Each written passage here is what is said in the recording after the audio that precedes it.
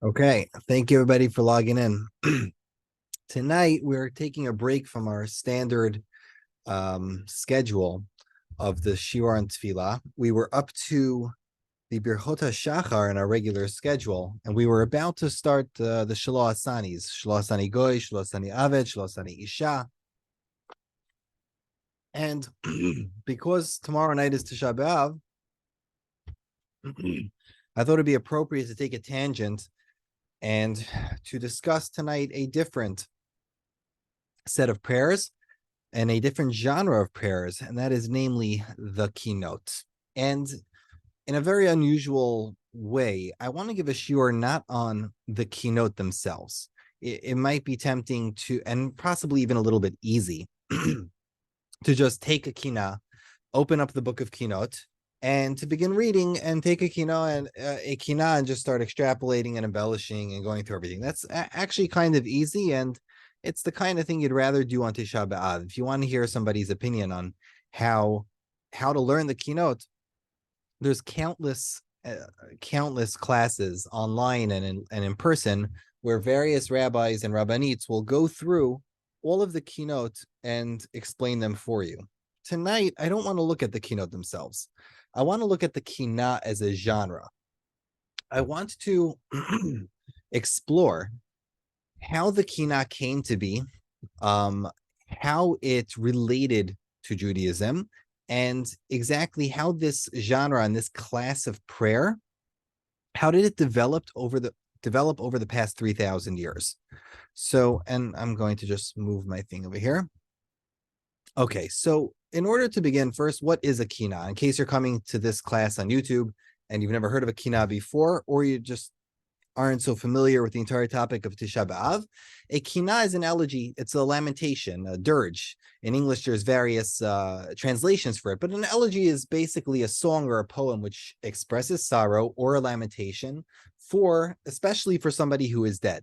However, you could also sing a lamentation or an elegy or a dirge on a tragedy. It doesn't necessarily have to be for somebody who is dead, but a Kinah typically will reflect lament and wail and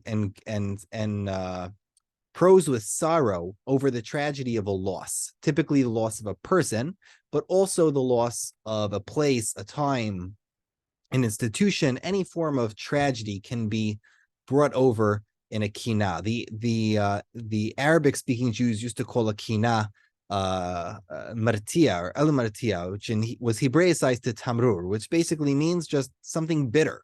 And this word Kinah is extremely old. The word Kinah is not a borrowing from other languages. The word Kinah in Hebrew comes from Tanakh itself. It's probably a word from ancient Hebrew, as we see in Shmuel Bet.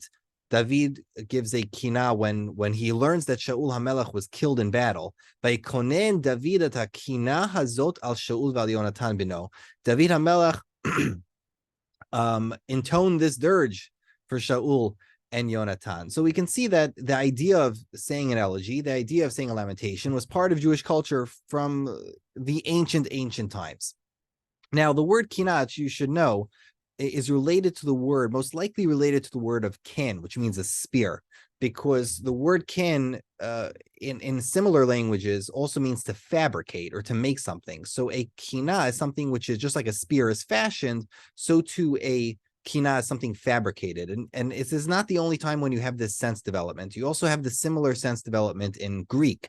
The word poet comes from the Greek word for I believe it's, I must have it somewhere, poetes, I think, in Greek.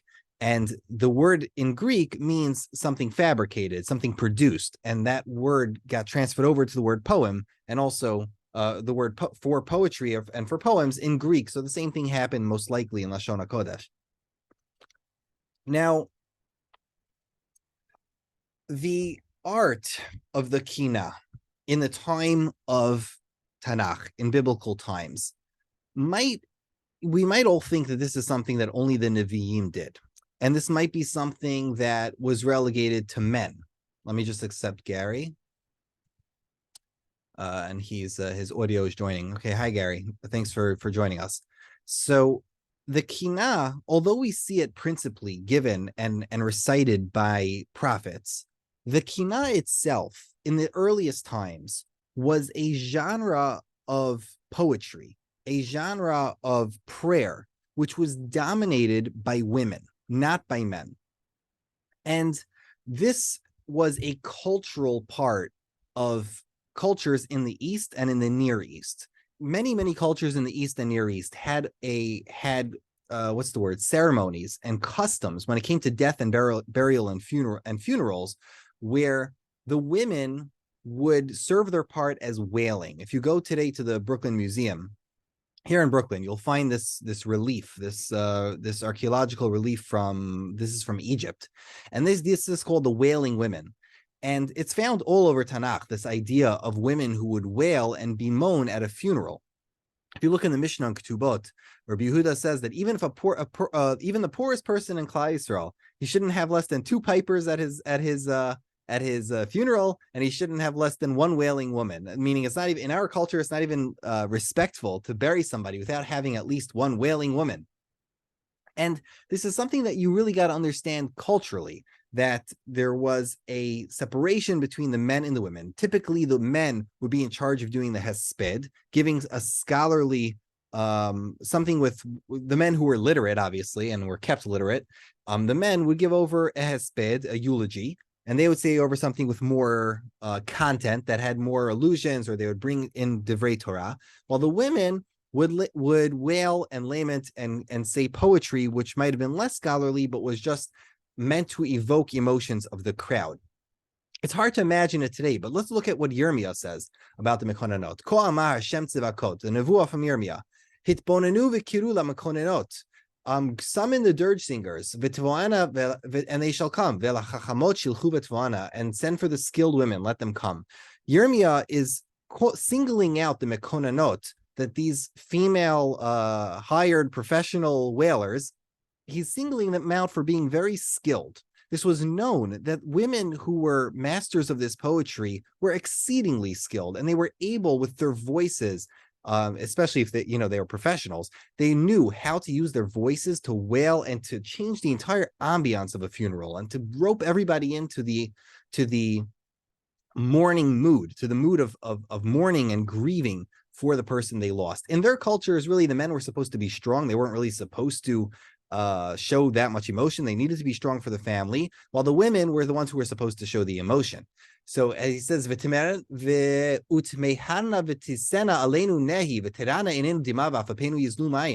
them quickly start a wailing for us, that our eyes may run with tears, our pupils flow with water. For here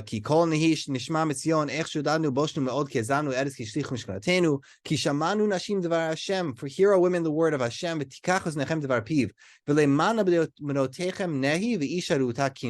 and let you teach your daughters the wailing, and a woman should teach her colleague the art of Kinah. And this was a high art form, and it was respected as a high art form, so much so that women and men who were eulogizers, but women who were wailers, were paid very well. Especially if it was a season, let's say you lived in an agricultural community and it was a season when you had nothing to do. I mean, there was no cropping. It was a great way to earn extra money if you were going to be a professional whaler.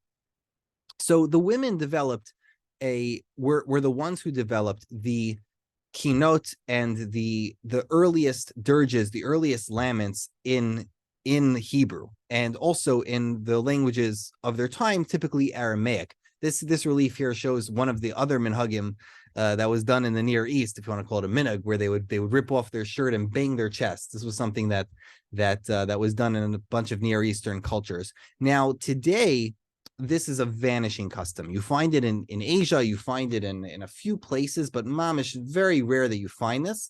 But there was, when the Temani Jews came to Eretz Yisrael, there were a few Temanim who still had this custom, and there were professional whalers, professional women who were professional whalers. I don't remember what they were called in Arabic, but an anthropologist by the name of Tova Gamliel went ahead and interviewed a few dozen people. She interviewed whalers, she interviewed their husbands, she interviewed people who went to funerals, and she wanted to get a sense of like what exactly this whole thing was about. And from an anthropologist's perspective, this kind of thing is fascinating. Like, what exactly how exactly it affects everybody. And she describes how she attended one and how it was so life-changing to attend a funeral where there was a professional whaler. And some of the men told her, some of the men who were involved in these burials and these funerals told her that they had met women whalers who were genius poets. And the problem was that in Taimani culture, as well as many Asian and Arabic cultures, women were neither literate, they couldn't read, nor could they write. So many of these women who were brilliant poets never wrote any of their poetry down. Some of it is recorded in this book that I'm showing here, Aesthetics of Sorrow. It's also recorded in the work of another scholar, I don't recall, but these are Arabic poems.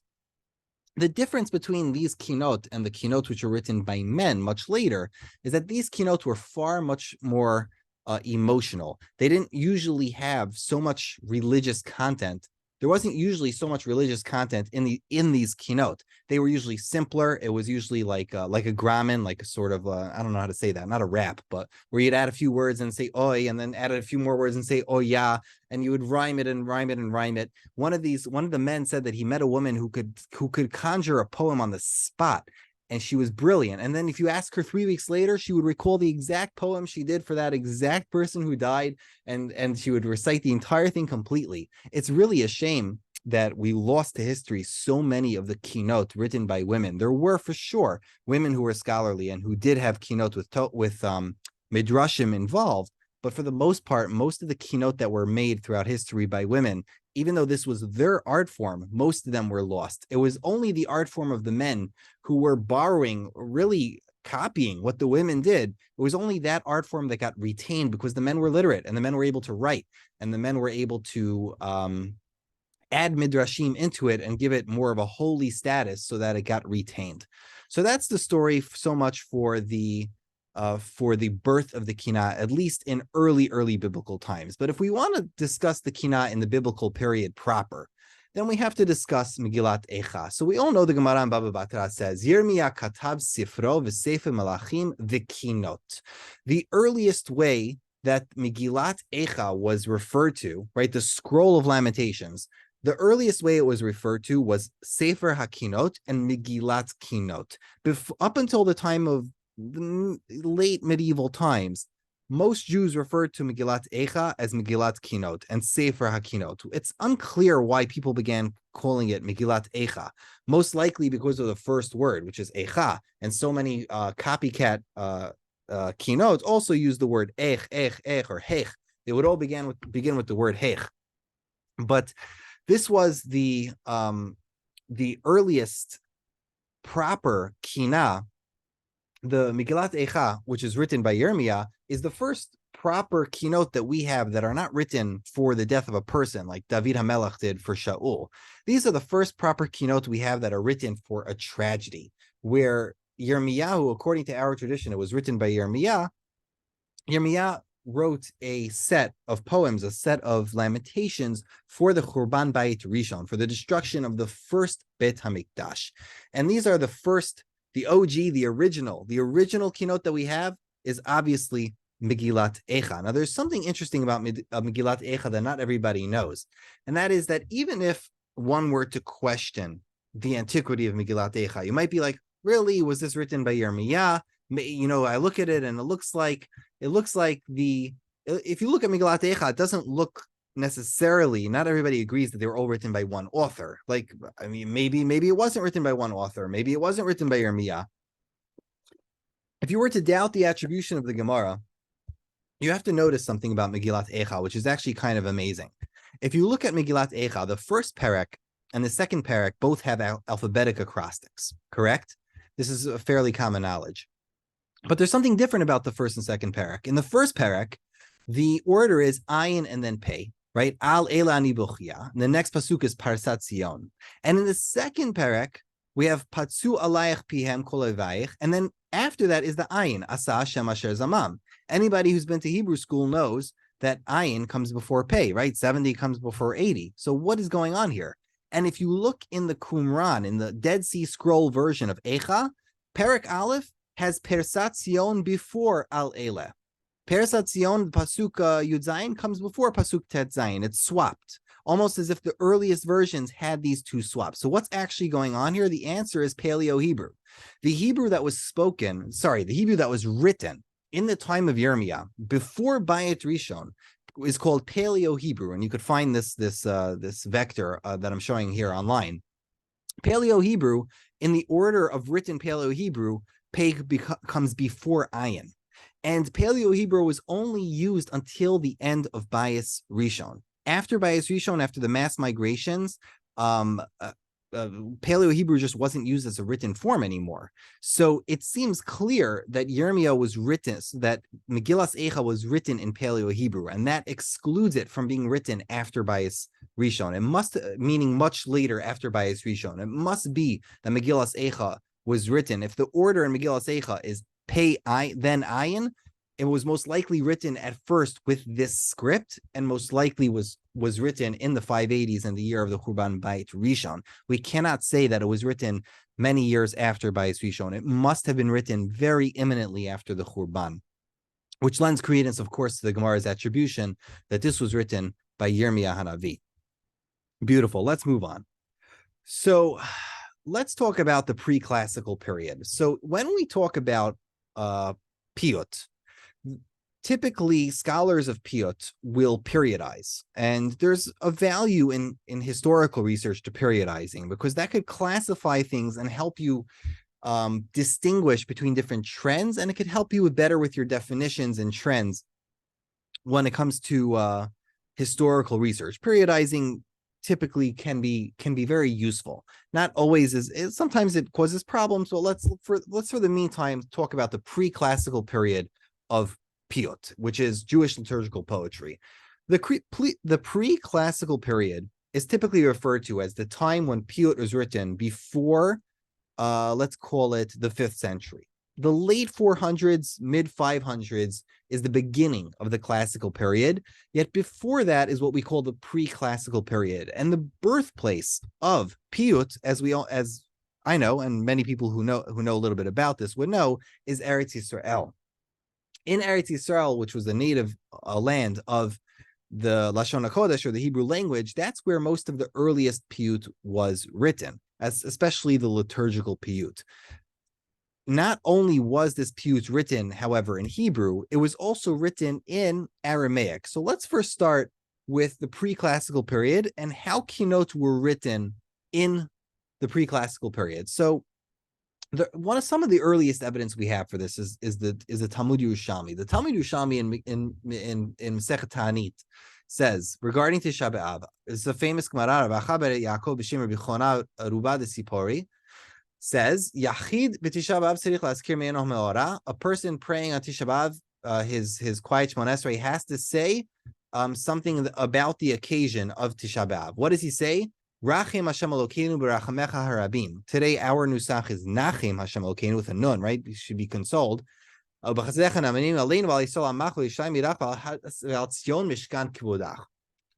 see here that in the 14th blessing of, at least according to some Gersot here, in the 14th blessing, and Elokei Davidu Bonei Yerushalayim, which was the blessing, the 14th blessing in the minhag of the Yerushalmi, they had a minhag to begin adding a tefillah, or a prayer, for the mourning and for the grief of the loss of the Beit HaMikdash. So the earliest time we find a liturgical addition for a quasi Kinah is already in the pre-classical period, in the time of the redaction of Talmud Yerushalmi. This is the earliest source we have for something like a Kinah being written.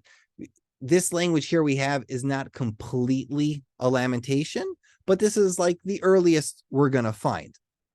When you move on a little bit later, we find two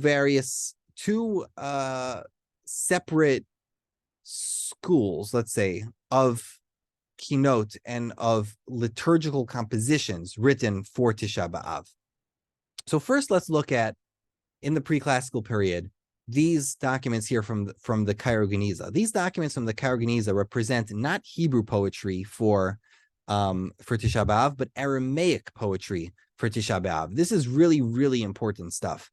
As we spoke about in the Shir and Akdamot, there's a scholar named Yosef Yahalom who specialized in this early Byzantine poetry. And the gist of this is that the earliest forms of piyut that were written by Jews in Eretz Yisrael was not solely in Hebrew. They also wrote poetry in what's called JPA, or Jerusalem Jewish Palestinian Aramaic. In other words, the Aramaic of the Jews living in Eretz Yisrael. These poems here that I'm showing you on the screen are some of the earliest poems we have. These are very, very early, written in the 300s and the 400s, and they're written in a pristine, beautiful Jewish Aramaic from Eretz Yisrael. Here I have, I think, Evke. There's Arim Bimar Koli. This is Shalshelta. These are really, really beautiful piyutim. And it's a shame that more eyes haven't seen them. But if you do want to see them, I showed in the Akdamot here. I really should have put up an image here, that there's a book called Shirat B'nei Marav, I believe, from Yosef Yahalom, where he translates and goes through all of these early piyutim. These here are piyutim for Tisha B'Av, and they're really, really beautiful. Now, what's interesting about these class of piyutim, of this type of Kinah, is that what Yosef Yahalom noticed is that this genre of saying a lamentation or of having a poem to wail for something or to grieve for something was such a fixed part of their culture that they already began to parody kinot. And he brings a parody. Maybe I should show it here. Let me share my screen for a second. He brings a parody of a Kinah, which was written for Purim. Let me share a different screen here. Here we go. This is a Kinah that Zeresh says. Am I showing the right screen? I hope I am. Hold up. I'm going to be sharing. Yeah, I hope I'm sharing that. Okay. So I don't know if you can see my screen, but here is a Kinah that was written as a parody for people should be saying after Su'udah for Purim. It's really funny. Emet di et stavlu aseret benoy de Haman ayelelet zeres v'savahat Haman bay min Haman dafach lan Haman b'chol shana b'chol zman amnin arur Haman. So just to translate, b'sha'at shenislevu aseret b'nei Haman, at the time when they were all 10 sons of Haman were hanged, yelala zeres, right? That word means to, she wailed, and she v'tzaka az, and she yelled out, eat tzedek me Haman shetaman lanu pach b'chol shana b'chol zman omnim arur Haman. It's really funny that in the sense that this was not just it wasn't just, the kinot weren't just something people did rarely in the culture of Jews who lived in Eretz Yisrael in the 300s and 400s. Kinot were a part of their life, so much so that writing a parody kinah for Purim, for the Sudah Purim, was something completely natural for them. Anyway, let's move a little bit further. I find this kind of stuff fascinating. So here we have just a map to demonstrate the two regions of Eretz of Jewish centers during the classical period, as we're going to approach in a second. Even in the pre-classical period, as we all know, Jews lived in two major centers. They lived in Sura and Pumbedita in northern Mesopotamia, and Jews lived very much, not Damietta and Fustat, obviously. They lived in Tiberia. A few Jews lived in Yerushalayim. There were Jews in Sipori, and we had Jews living in Eretz Yisrael at the time, and we had Jews living in what's today Iraq at the time. So there were two centers of Jewish life during the Dark Ages, and what developed in that time was two distinct schools of liturgical development for Tisha B'Av. Some of this liturgical development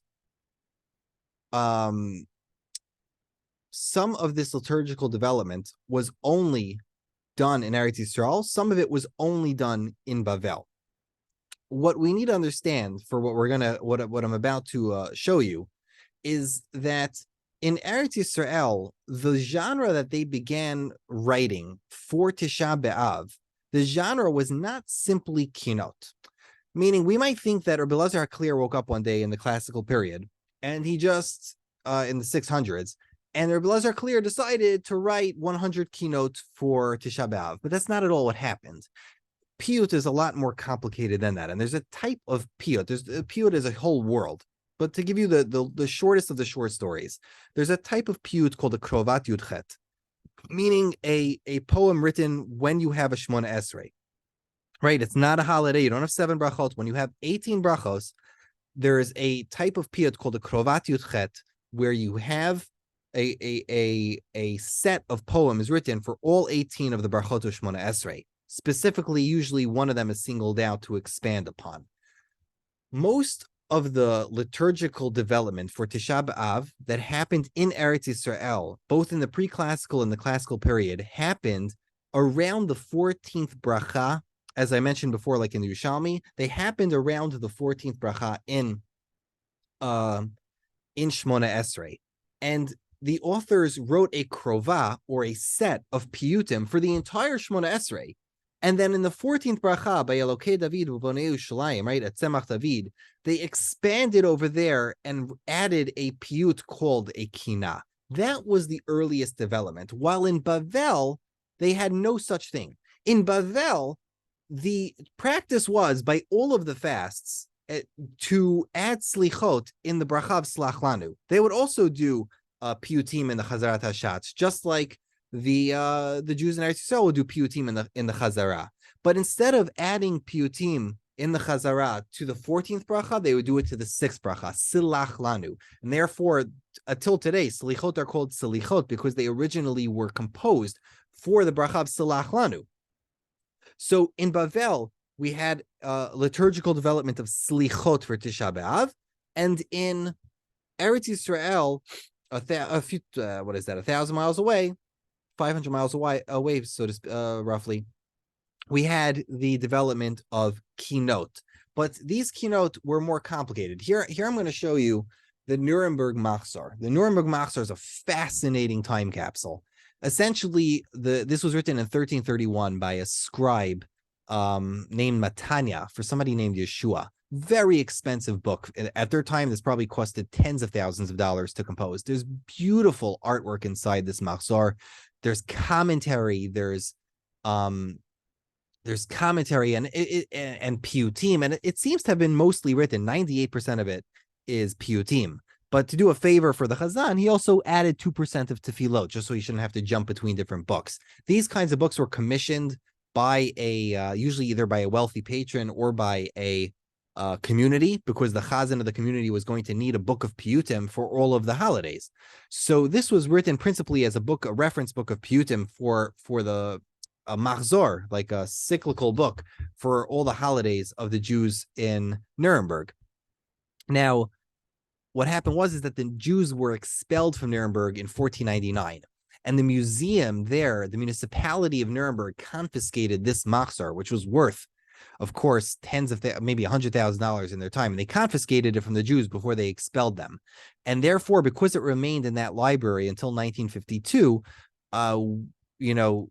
it was held in pristine condition. And it's one of the most important sources that we have for the early kinot that were in Ashkenaz and the tradition that the Ashkenazim have. The reason I'm just showing it here is A, because it's beautiful, but B, because one of the next piyutim of the pre-classical period that we have here is called Az B'Chateinu Charav Mikdash. This is really a beautiful piyut, which even the Moroccans, Syrians, many people here say today. And most scholars agree that this is pre-classical because it doesn't have any rhyme. It doesn't have any acrostics. It doesn't have anybody's name planted into it. And it's designed, if I'm remembering correctly, I think this one is designed to follow. I'm not sure if this one is for the Shmona Esrei, but I'm maybe the one right before. Yeah, I think it does end with Bonei Yerushalayim. Regardless, this is one of the earliest piyutim that was written for the 14th bracha of Shmona Esrei as part of the Krovot. And this book here, this Nuremberg Machzor, if you want to flip through it, has many Krovot written for the many Krovot written for Tisha B'Av. Now, you might think to yourself, wait, so originally the minhag was that they would say a krova of Yudchet, they would say 18 piyutim, for the Shmona Esrei of Tisha B'Av. So what happened to all of these 18 piyutim? So the first thing that happened was that most people didn't want to say more than 14, because once you had such a long Chazarat Hashatz with all these piyutim, by the time they were done the longest piyut, which was the longest set of piyutim, which is in the 14th bracha, people got tired. They didn't want to finish. They just finished the last 4 brachot of Shmona Esrei. So the last 4, even though people like Kalir wrote piyutim for the last 4, they were rarely said. The next thing that happened was that eventually, when the keynote became too cumbersome and there were too many of them, they got moved to after Shmona Esrei. So let's briefly just discuss the classical period, because this is the most important I just have to respond to this person, sorry. This is the most important period for the development of the keynote as we have it today, and it's really dominated by one person, Rabbi Elazar HaKalir. In that period of let's call it the classical period, where you have poets like Yanai, you have poets like Rabbi Elazar HaKalir and Rav Pinchas HaKohen. Of all of these poets, the only one that we have a massive corpus of keynote from is Rabbi Elazar HaKalir. By Daniel Goldschmidt's count in 1967, he saw over 50 keynotes from Rabbi Elazar HaKalir. But in the 90s, when Ezra Fleischer published his book, which is not behind me right now, but what is it called? The Hebrew poetry in the Middle Ages. When he published his book, he counted over 100 keynote from Rabbi Elazar HaKalir. This seemed to be a genre that Rabbi Elazar HaKalir loved, or that spoke to him the most. And it's really interesting if you look, and I'm just showing here a picture of a street sign in Eretz Yisrael where they named the Rehov after Rabbi Elazar HaKalir because he was such an influential paitan. Rabbi Elazar HaKalir wrote many krovot for many, at least 5 krovot for Tisha B'Av, meaning one for each year. Like it looks like he wrote one every single year that he had an opportunity of writing a krova. And besides those krovot and all of the piyutim in it, we also have many more keynote from him that are still in the keynote that we read today. But what's interesting is that if you look in Ezra Fleischer's book, Ezra Fleischer is a poetry scientist. He's one of the greatest minds to ever touch the field of piyut. And he doesn't exaggerate. He doesn't underrate. He's not generous. He's not stingy. He's not nice. He's not too mean, but he's never kind with words. And you don't really expect Ezra Fleischer to start gushing over somebody, and especially not over Elazar HaKalir. But when it comes to the keynote, Ezra Fleischer, the scientist of all poetry, dedicates like 2 large paragraphs just to discuss the magnificent artwork of Rabbi Elazar HaKalir in his keynote, and he just gushes at length at how this is the peak, the epitome, the C, right, in Hebrew, of his artistic accomplishments. When Rabbi Elazar HaKalir wrote these keynotes, you can tell, according to Fleischer, at least his view of it is that you can tell that this was something so dear to him and so dear to all the people who lived in Eretz Yisrael. For them, the people who lived in Eretz Yisrael, the loss of the Beit HaMikdash was still felt. It was still very real. And the pain that they were feeling, the pain that they could express in their time and their place, was very genuine. And not only did Rabbi Elazar HaKalir manage to pull out that emotion and put it into the keynote, he also managed to plumb the wells of so many of the midrashim and so many of the Gemarot and Braitot and Agadah that he had to create multiple different takes, dozens and dozens of different takes on this theme of Kinah.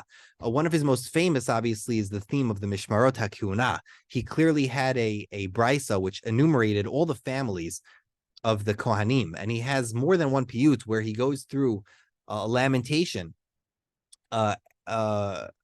wailing over and lamenting over the loss of each of the 24 families of the Kohanim. And this is actually a gold mine for scholars who want to try to reconstruct the brisa that he had about all of these families of Kohanim and what cities they lived in. It's fascinating stuff.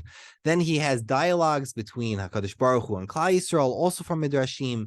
He has dialogues between Hashem and the angels. He has dialogues. It's just, the artwork is breathtaking. The scope and the corpus of where Belezer HaKalir accomplished for the Kinot is absolutely breathtaking. And it's a shame that only maybe 5%, 10% of it is represented today in the modern Sidurim, the modern Kinot books that you buy today have about 10, 15 of his Kinot, while there are probably well over 100.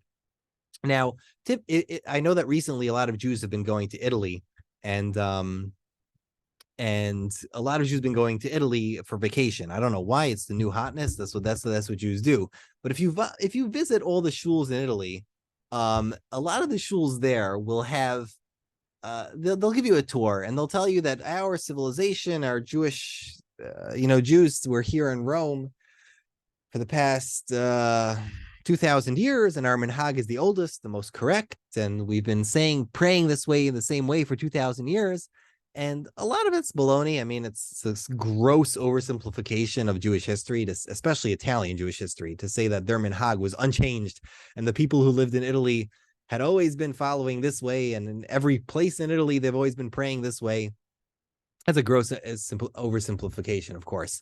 But the one thing that we got to give credit where credit's due to the Roman Nusach and the Italian and the Greek Nusach is that their minhagim for Tisha B'Av are the most original. They are very, very original, and they keep, they still say the krovot, the Romaniot, the Greek version and the Italian version. We're still saying the krovot, the entire thing, the 14 piyutim for the Chazarat Hashatz, and they were saying the kinot in the proper place. They were doing Eicha at night, like in Masechet Sofrim. They were doing Eicha at night with a few pisukim afterwards and a targum into the language they spoke. Really, if there's one place you got to give credit where credit's due, the one place where they've really been doing it the way that we've been doing it for the past almost 2,000 years, that's the Greek and the Roman nusach of Tisha B'Av services. So if anybody happens to be in Italy for Tisha B'Av this year, and you're noticing that the few shuls there that still do the Machzor B'nai Roma and the Nusach B'nai Roma, and you're very confused about what's going on, you're confused because that's how it was done 1,600 years ago.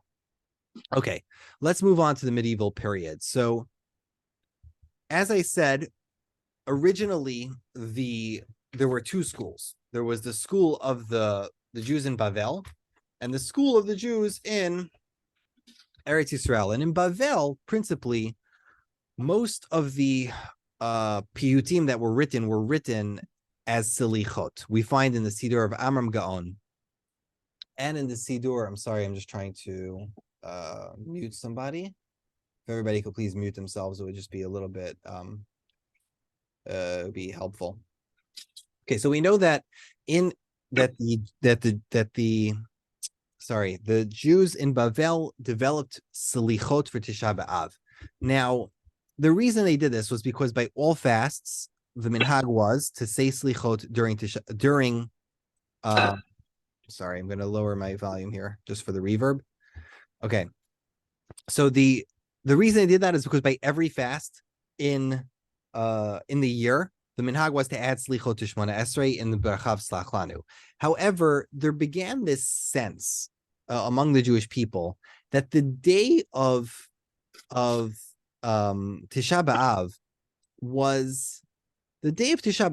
wasn't an appropriate time to ask Hashem for forgiveness. You see, the slichot and the kinot, when you read them, sometimes they're both very sorrowful, so they could sound very similar. But these are essentially two theologically very different types of poetry. In a slicha, what you're saying is, God, we have sinned, you have punished us, or you might punish us, please forgive us. That's typically the structure of a slicha. In other words, you're acknowledging the righteousness of God. You're saying, God, you are correct. We're going through suffering, or we might go through suffering. It's because of our sins. You are righteous. Please forgive us. That's the genre of a slicha. But a Kinah is the opposite. A Kinah is one of the most audacious types of poetry that you can imagine. Very often in a Kinah, there is room given to ask blatant, audacious questions of God and to directly say to God, how can you do this? Why would you do this? How could you dare? Where were you? Eich, heich, kama. So many different languages in the keynote that are almost sometimes borderline heretical, to be honest. And there was this sense that because Yirmiyah did it in Eicha, there was this sense that when you're in real grief, there is a permission to allow people to ask questions, to allow people to challenge, and to express their grief without limits. That seemed to be the sense. But as a time for repentance, as a time for asking Hashem to forgive our sins, by the medieval period, people began to feel like Tisha B'Av was not the right time for that. So what we see in the communities of early Spain is that the minhagim began to change, and people preferred to keep the minhag of Eretz Yisrael and to say kinot rather than to say slichot. We see in the Sefer HaEshkol, we see in the Sefer HaManhig, and in the Orchot Chaim that they say that their minhag was not to say any keler chapayim, not to say any of the vayavors, any of the slichot.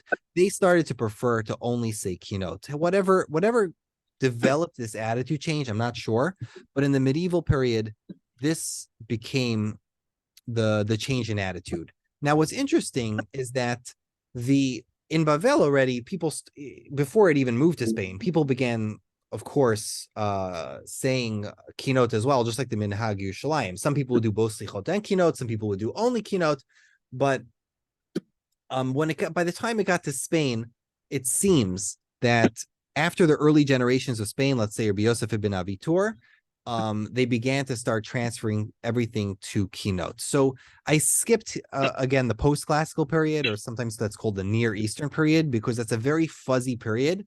And sometimes the compositions there, for example, from Rabbi Yosef ibn Avitur, are unclear whether they are slichot or whether they are kinot.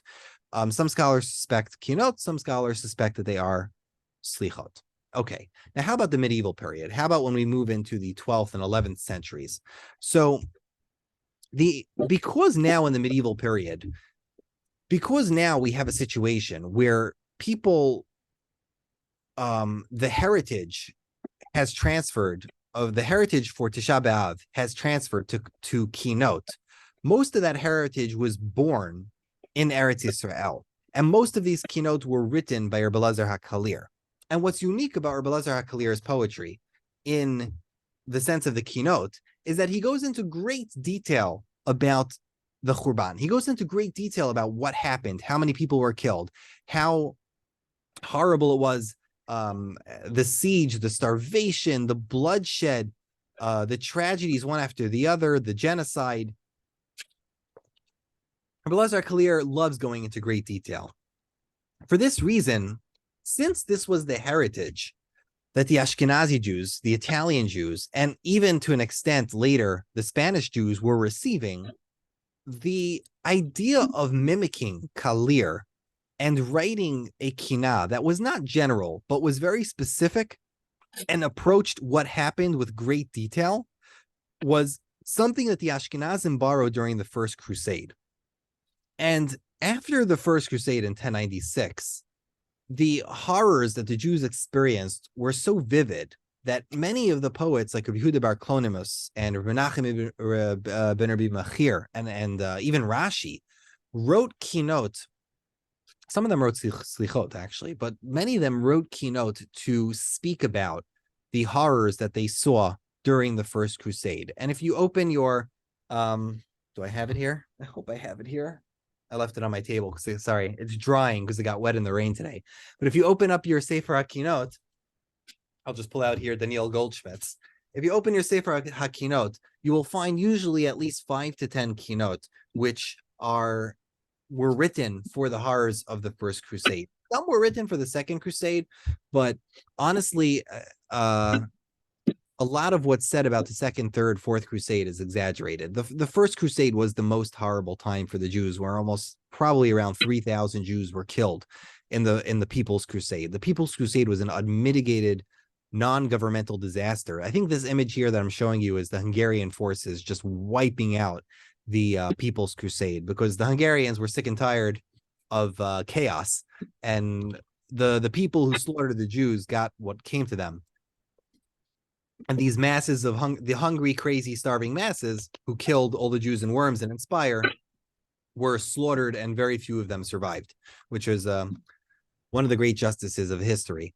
Regardless, the first crusade was the most bloody. The second and third and fourth crusade, as I've discussed in other shurim, if you go back, the second, third, and fourth crusade were scary, but the Jews took more precautions. The government was involved, etc. So the first crusades was where most of the horror was.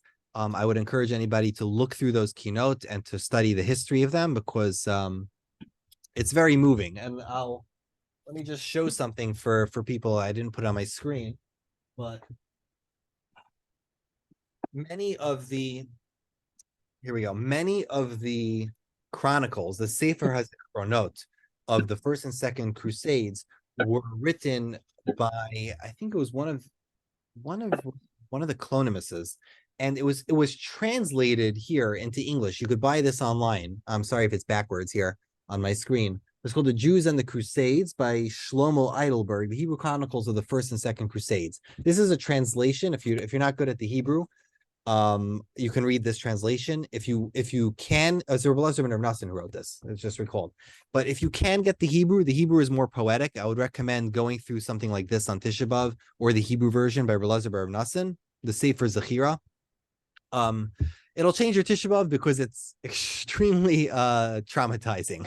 However, this affected the Ashkenazi heritage of the Kinot, where everything was written with great detail, and they would mourn a tragedy of occurrence and a tragedy of the genocide with a lot of detail and dates and places and everything, just like Elazar Clear did. Let's move on one more step in the medieval period. Conversely, if you don't take the Ashkenazi approach and you move over to Spain, you have the brilliant poets of Spain taking a completely different route. So the poets of Spain, I forgot who said this. One of the scholars of Jewish history. He says that the difference between the Ashkenazi poets and the Sephardi poets is that the Ashkenazi poets are the Jewish people calling to God, and the Sephardi poets are the soul speaking to God. When people like Shlomo ben Gabirol and Rabbi Yehuda Halevi wrote their poetry, they wrote it from a much more advanced, a much different, sophisticated Arabic system with a high level of sophistication and a high level of training. Rabbi Shlomo ben Gabirol and Rabbi Yehuda Halevi were masters of both Arabic poetry and Hebrew poetry. They were not just some of the greatest Jewish poets that ever lived, but literally two of the greatest poets that ever lived. No scholar of poetry would ever tell you otherwise. Rabbi Yehuda Halevi and Shlomo ben Gabirol were two of the greatest human poets that ever walked the earth. And when they took to task to writing Kinot for Tisha B'Av, they didn't approach it from the perspective of Klal Yisrael calling out to God for the salvation, calling out to let's say complaining for our sins, complaining about our despair. Their approach was much more emotional, and their approach was to take passion, to take love, and to take that emotion and apply it to the Geulah, apply it to Eretz Yisrael. And I wonder if I could find this fast enough. Rabbi Shlomo ben Gabirol's piyut was called Kol Shomron. I hope I find it fast enough.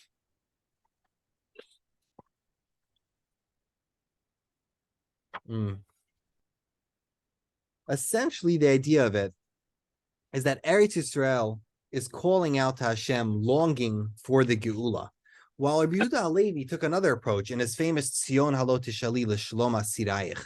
And what it essentially is, it's a love poem.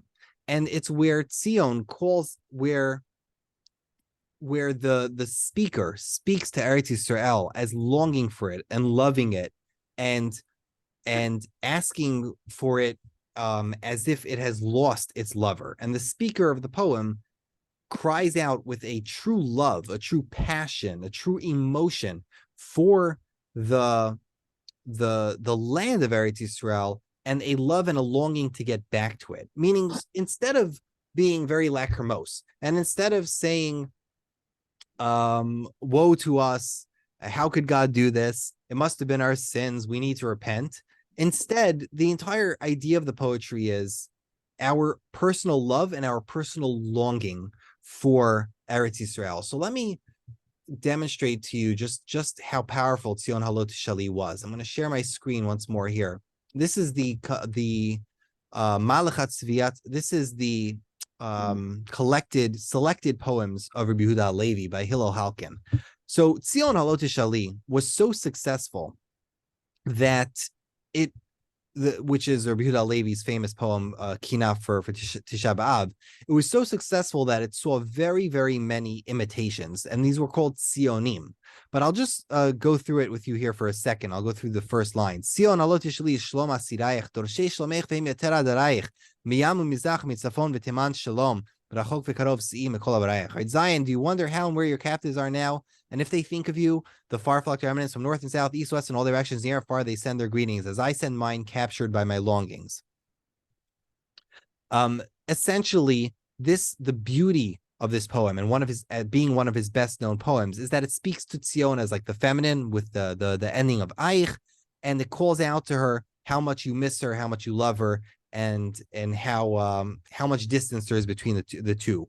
Now, it must be shown, if anybody wants to understand Tzion Halot Shali L'Shom Asirayich, what you need to understand is that this doesn't come out of nowhere. Rabbi Yehuda Halevi's talent and his power for poetry doesn't come from, he didn't just, it didn't magically appear one day. He spent decades of his life honing his skills in Arabic poetry and honing his skills in Hebrew poetry, both from real lived experiences and from hired he had many hired gigs, hired jobs for writing poetry. And this poem, Tzion Halot Shali L'Shom Asirayich, part of the reason it's so powerful, part of the reason that those who read it understand that they could see real love in it, is because not only because Rabbi Yehuda Halevi truly loved Eretz Yisrael, and his love for Eretz Yisrael and his theology affected Jews forever, but also because, and I'm scrolling up here if anyone's going to be watching the video, because it's actually based upon one of his earlier love poems. Rabbi Yehuda Halevi wrote a poem for someone he loved. We don't know who, but somebody he loved intensely, and some woman that he loved very intensely earlier in his life. And he wrote a poem for her named Malachat Tzviat Timni'it Sirayich. And I'll just read for you a few stanzas. Malachat Tzviat Timni'it Sirayich midot tzla'av malut Sirayich lo tedi ki en ledodech mizman bilti shmoa kol shlomotayich. Im ha'preda shenenu nigzera im di ma'at atachzef fanayich lo yeda'im beini tzalai ne'tzar libi v'im yelech lemasa'ayich. So if you just read this translation here, why, my darling, have you borrowed all news from the one who aches for you inside the bars of his own ribs, meaning from his heart? Surely you know of a lover's thoughts, cares only for the sound of your hellos. I'm just not going to read the rest because we just don't have the time. But this is probably one of his greatest poems. Just from an artistic perspective, this is one of the greatest things he's ever written. In it, you can see true love, true passion in this poem. Who this woman was, whether or not it was his wife, whether it was somebody else before his wife, a first wife, a second wife, we don't know. But this poem was written many years before he wrote Tzion Halot Shali.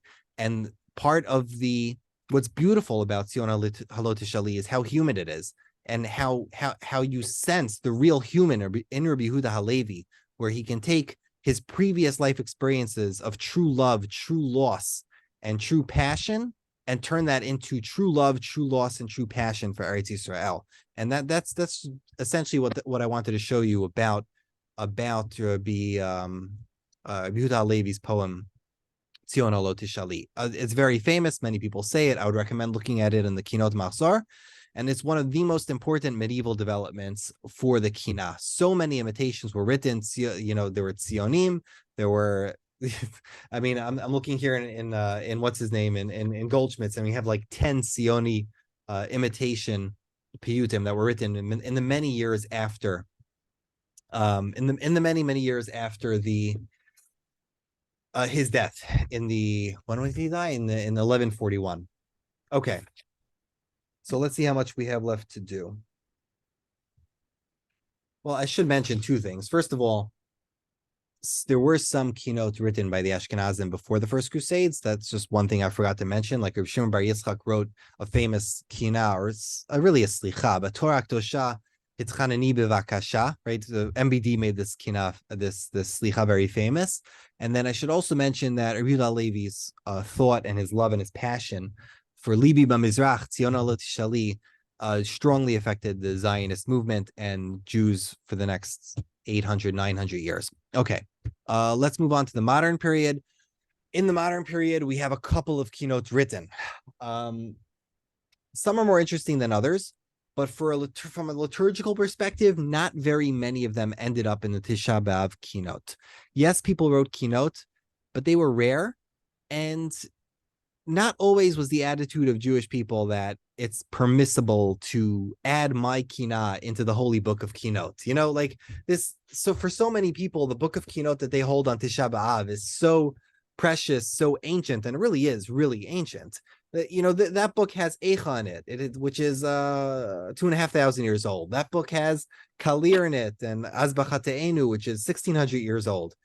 Why does this book deserve to have my Kinah in it, right? So a lot of Jews felt like, at least in the modern period, a lot of Jews felt like writing keynotes for Tisha B'Av was inappropriate until the Holocaust. Once the Holocaust came, there was a strong, well, once it passed, I should say, once the Holocaust passed, there was a strong sentiment among many rabbis and many artistically minded fellows that it might have been time to write yet one more, maybe just one more Kinah for the Holocaust, because there had never in the history of Jewish life been a tragedy and loss of life and the loss of, a world than there was with the Shoah, with the Holocaust. So although it was controversial, there were keynotes written for the Holocaust. The most famous of them would be this one here, Eli Nafshi B'chi, which was written by a man named Yehuda Leib Bialer. Yehuda Leib Bialer survived World War II. He survived the Holocaust and had the gumption, for some reason, after the war, to go back to Varsha, to go back to Warsaw, and to see the ghetto, to see the destruction and the desolation of Warsaw. And when he was in Warsaw, feeling and internalizing the intense loss and grief that he felt for the Jewish people, he wrote this Kinah. And this Kinah it's based on another one called, I think, Helitz El Tzion Ireha, I believe. It's another Ashkenaz Kinah, which is in the Sefer HaKinot. And he models it on the same tune and the same prose. And this Kinah is the one, probably the most popular Kinah that was recorded into the Ashkenaz Sifrei HaKinot. I don't know if you find it in the Kol Tchina of the Moroccans, but it's definitely the most popular. If anybody wants to go check on Wikipedia, there's lists of keynotes for Gush Katif. There's a Kinah for the death of Rabbi Elazar ben Abu Chatzira. There are keynotes for every imaginable. Episode. And everybody should honestly get the book that they prefer. You know, there's I'm just showing here on the screen the various popular editions of the keynote today. I did hear something about the keynote, which was two things I wanted to say about the printed book. Is that, first of all, if you look at, let me just let iPhone 3 back in. If you look at the earliest, like I showed you the Nuremberg Matzah, right? If you look at all the earliest compilations of the keynote as a book, one of the things that's striking about them, and something Daniel Goldschmidt points out, Daniel Goldschmidt, by the way, being one of the greatest scholars of Jewish liturgy, published a Sefer HaKinot to Tisha B'Av with a short introduction. The introduction is very valuable, and the piyutim are extremely highly critical. The piyutim are the girsaot here in these piyutim are very critical. And his, also what's beautiful is that his pirush is based. He's such a genius. He bases his pirush on the kalir only on the agados and midrashim that kalir would have had.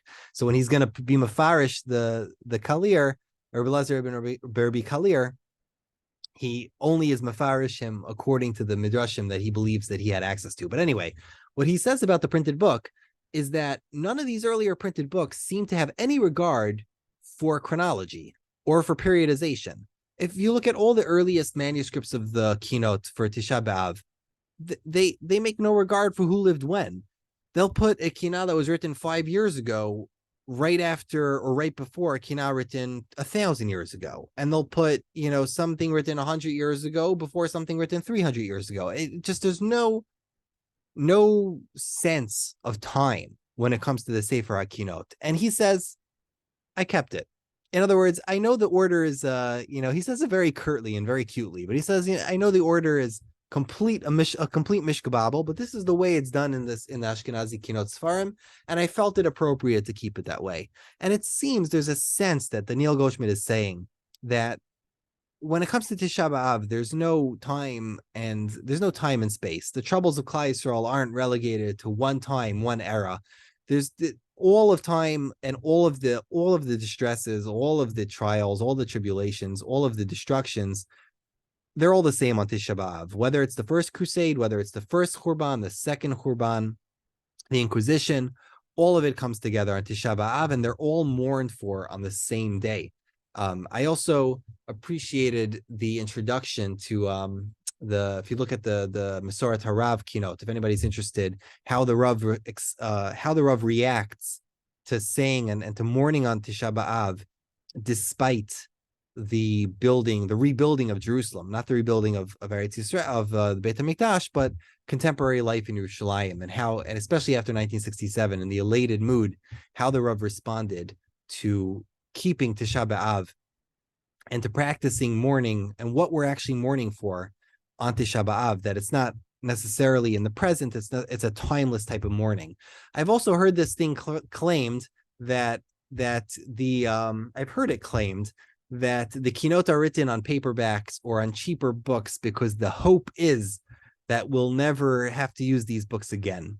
I've never found a real source for that. I mean, I've always assumed that it was just, there's a cheapskate in the shul who's paying for all the Kinah Svarim, and that guy doesn't really want to pay for the hardcovers, so he always bought the soft covers. And then the cheapskate made up a cute story about the how do you say it? About all the about his own reason for why we don't buy hardcover. He has his own story. If anybody can find a real source for that there's a emuna pshuta that you're not going to use these kinais next year, and that's why we print them in soft cover, and on cheap paper, I'd be glad to see it. I haven't seen an earlier real source for this. I'm happier thinking that it's a cheapskate's excuse. I think it's funnier that way. But if anybody has any, can find that or has any questions or comments, please let me know. I'm going to pause the recording now and take any questions.